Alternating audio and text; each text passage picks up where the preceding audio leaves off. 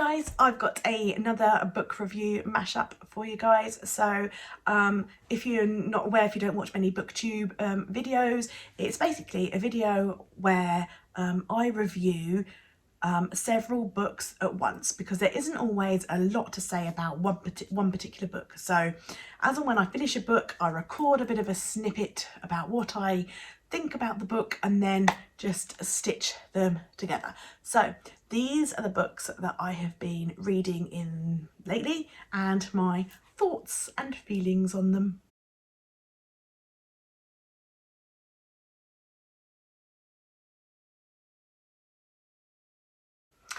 Okay, so two audiobooks by the same author. That's Agatha Christie and Hercule Poirot. I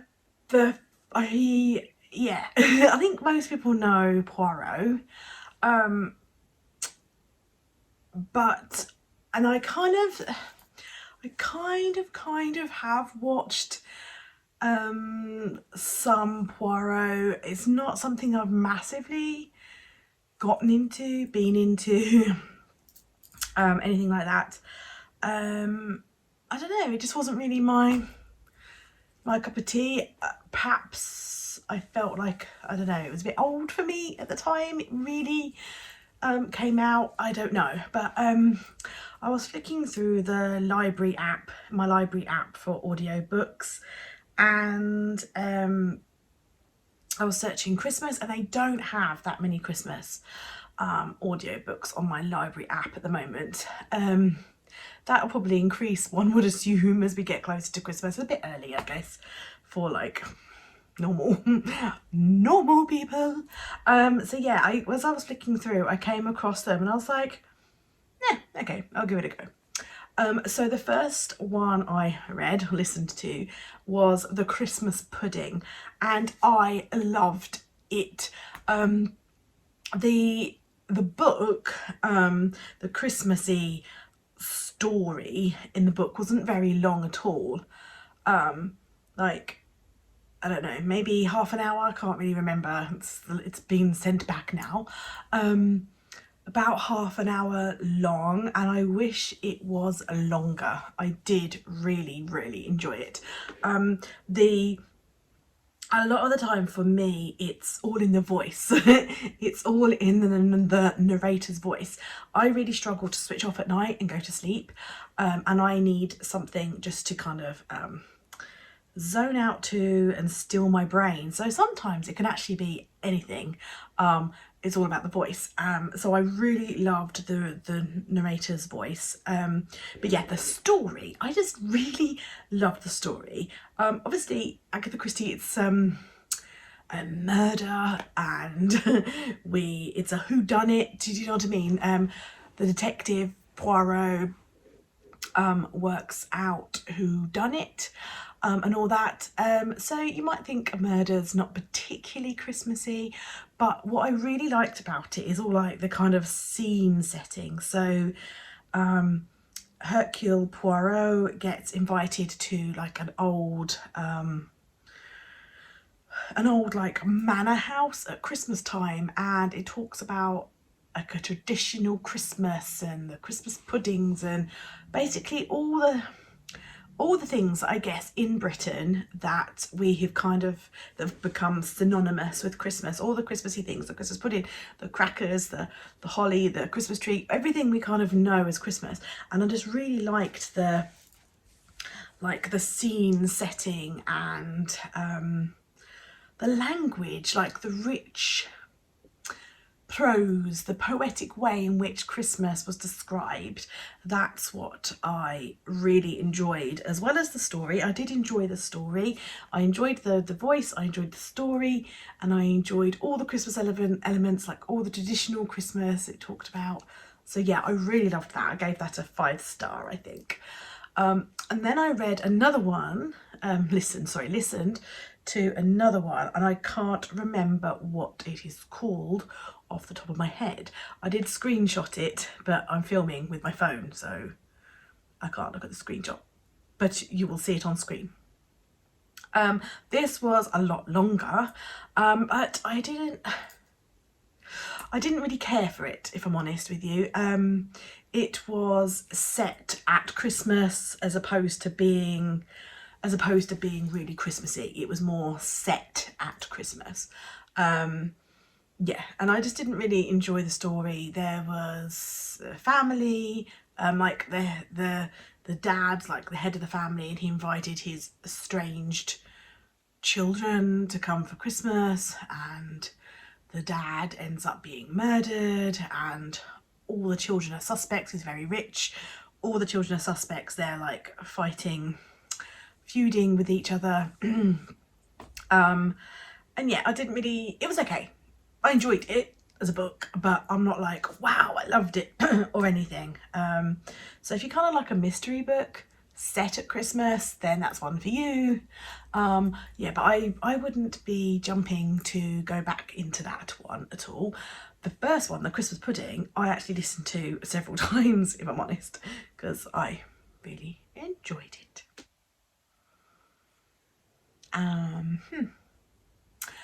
Okay, so the next book that I read, it was a physical book, was called Calling Mrs. Christmas, and I loved this book. It took me a while to read because actually it's quite a thick book with small font size, and we had a few things going on and stuff, so it did take me a while to read, but when I read it, I read like massive chunks of it at a time and then put it down for a while and then like read some more of it. And yeah, I really loved it. So basically, Cassie, she was made redundant at the beginning of the year and really struggled to find a job, was feeling very depressed and despondent, and her self-esteem was going lower and lower and lower. But she realised that she loves Christmas, obviously, who doesn't, hey? Well, some people don't, but she loves Christmas, and she thought that she would try to make a business for herself as a Christmas planner. So kind of a bit like a wedding planner, but for Christmas, and helping people out and doing the jobs that people can't do or don't want to do themselves. So she advertises her services for things like writing Christmas cards, and one of her first clients is an elderly lady who's got rheumatoid arthritis and can no longer write but likes to still send Christmas cards, so she does that, like tree decorating, purchasing gifts for corporate clients, corporate gifts and wrapping them, organising Christmas parties, all of that kind of thing. And I really loved that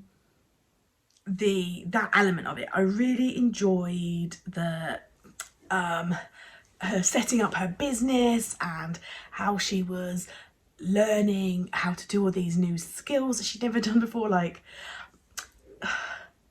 some of it I was a bit like, well, that's a little bit unrealistic maybe, because she does things like she learns calligraphy in a night to calligraphy on Christmas cards, and she suddenly learns how to do like floral arranging and gift wrapping and all this kind of stuff. So she suddenly learns like all of these skills in like a really short space of time. So in that aspect, you could argue that it was a little bit unrealistic. And her business, as you could probably imagine, was like super popular. Now, that doesn't necessarily always happen in business. It takes a while to get out there and all that stuff. So, but if you take aside that bit that was unrealistic and see it as a story, then it's fine. It's a lovely story. There was a love interest, love triangle thing going on, and I did enjoy the story as a whole. I loved it. I definitely recommend it. I would definitely read it again. But part of me wanted to know far more about the Christmas planning business. Like, I could have just read a whole book on her starting up her business as a Christmas planner and all the things that she does as a Christmas planner. Like, for me, it didn't necessarily feel like I needed the romance and all that other gubbings that kind of went on in the book. And there was like a couple of like sideline stories like running running alongside, you know, like she has a bit of an estranged relationship to her mother, which kind of, as you can imagine, in a Christmas novel, it does kind of like work itself out towards the end of the book. And you know, through her planning business, her sister comes on board and does like the cooking and stuff. So it's kind of nice that she's helped other people. There is quite a big moral kind of thing going on through the book. Excuse me. Her boyfriend is, what's the word? Hummingbird. Officer, warden. I'm not sure. I can't really remember. In a youth offenders unit, and there's like a bit of a moral storyline there about these two young offenders and their release from the unit and their rehabilitation as well. So there's that going on, which was nice, but again, I feel like it could almost be, there could have almost been like two books. Like the books could have started the same and split. Do you know what I mean? Because the book as it currently is, I'm going to say, is that direction, and I did really enjoy it. So that could have been one book, but then there could have been another book that didn't have all of that young offenders, a love triangle, conflict, all of that. That could have been, you know, that was for that book. And this book could have just been the Christmas planning business for me. Like, that's what I would have loved to have read, this book. I loved this book, but I would also read this book. Just about like the Christmas planning business and what she gets up to and things. And I feel like that could have grown and grown and grown. Like, we could have seen her this year, the startup year, and then the next year she could have done this even more elaborate stuff and that kind of stuff. And what does she do the rest of the year? That kind of thing. Yes, but I thoroughly enjoyed it and would really recommend it. There is, as I said, there is that love thing, but lovey-dovey stuff in there. But if you're looking for, because a lot of the Christmas books are so romancy, lovey-dovey, which isn't 100% my cup of tea, I will admit. But I'm trying, as I've said in the past video, I'm trying to broaden my horizons when it comes to novels and what I read, because yeah, I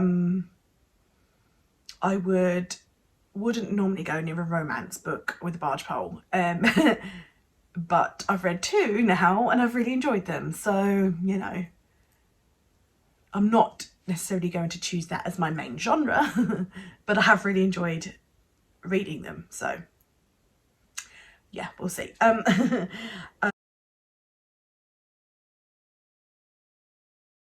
Hey guys, so the very last book that I want to review today in this video is John Grisham's Skipping Christmas. Now, I love the movie Christmas with the Cranks, okay? And it is the movie that I always watch every year when I'm doing my Christmas wrapping. I don't know why, it just makes me feel like super Christmassy.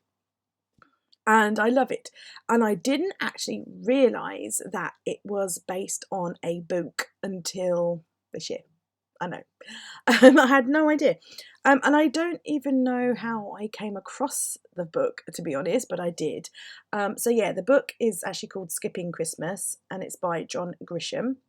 And I really enjoyed it. To be honest, like, as I was reading, it was a really quick read. And as I was reading it, I could see the movie in my head because the movie actually runs pretty darn close to the book.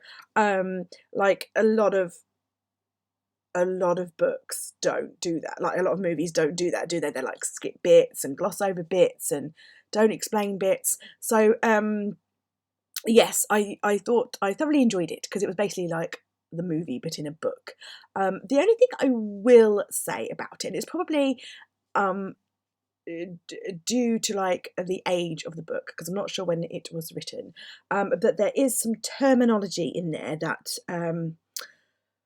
that we perhaps wouldn't use in modern society. There was a few things I sort of read and I kind of was like, oh, and that sort of sat a little bit uncomfortable with me. I can't give you some specifics now because I've forgotten what they are, but just a little bit like a little bit sexist, I think is probably the right word to say.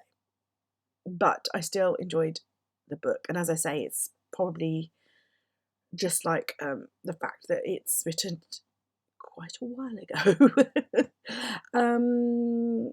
Yes, but if you didn't know there was a book of the movie, then there you go. You might want to look into that. So that's the last book in today's book review. Bye, guys.